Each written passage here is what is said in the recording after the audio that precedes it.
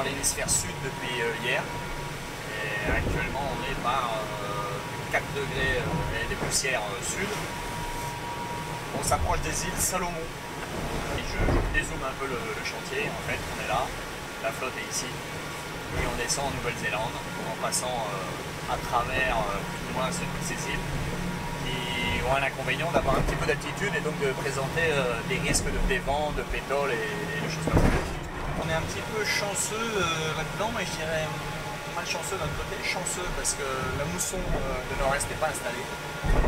Et souvent ici dans les îles Salomon, en fait, c'est une zone où le coteau noir il est très large parce que les alizés de l'hémisphère sud s'opposent à la mousson.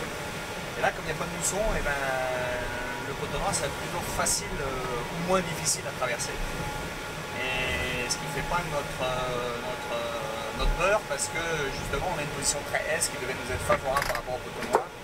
Et a priori, ce ne sera pas un avantage extraordinaire d'être situé est par rapport à nos concurrents en ce qui concerne le coteau noir.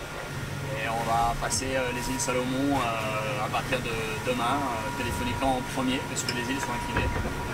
Et puis nous, plus tard, donc là il y a une grosse partie de poker moteur qui est en train de se jouer, avec un dérapage du contrôle de la flotte. Téléfonica va passer dans un petit chenal ici, entre les îles Salomon, alors que nous on fait le tour par l'est.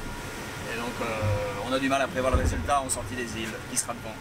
Téléfonica a une bonne carte à jouer encore.